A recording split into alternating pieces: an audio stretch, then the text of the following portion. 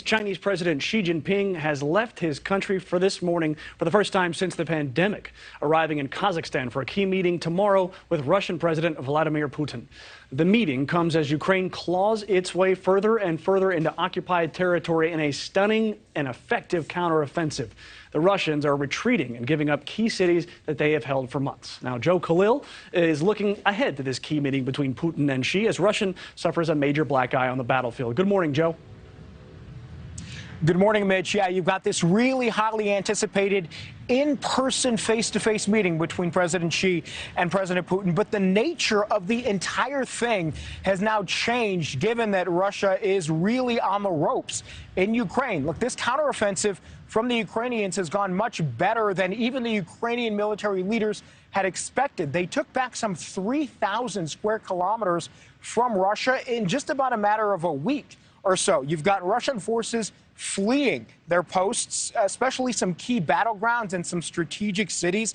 Now, the Kremlin says that they're just regrouping, but it is pretty clear the Russian military is in dire need of help.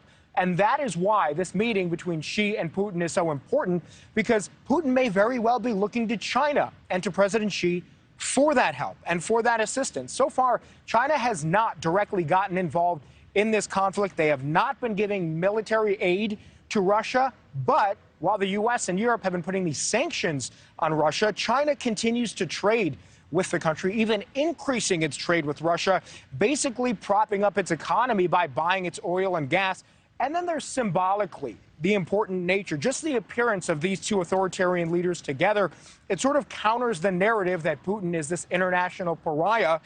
When most world leaders have been condemning the invasion of Ukraine, President Xi has been standing by Russia, giving Putin a really powerful ally. And Mitch, as you mentioned, the first time that President Xi is leaving China since the pandemic started, the fact that he's doing so to have this face-to-face meeting with Putin, it also gives more weight to their strategic partnership and showing how strong these two allies actually are. And Joe, you talked about recent losses for Russia and Ukraine. What does this mean for the next phase of that war? So it's really hard to tell at this point, Mitch, but experts agree on a couple of things. One, the winter is coming, and so the combat from both sides likely is going to slow down. But some experts who are more hopeful think that these recent gains can give President Zelensky more leverage to bring Russia, who may be weakened at this point, to the negotiating table and work out some kind of peace deal. That is the hope. He can negotiate from a position of strength.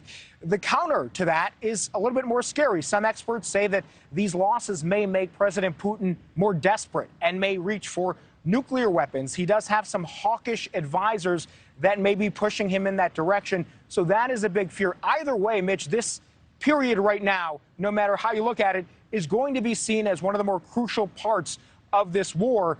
We'll see what bears out in the next couple of weeks. Thank you for watching. Go to NewsNationNow.com to find NewsNation on your television provider. And don't forget to click the red subscribe button below to get more of NewsNation's fact-driven, unbiased coverage.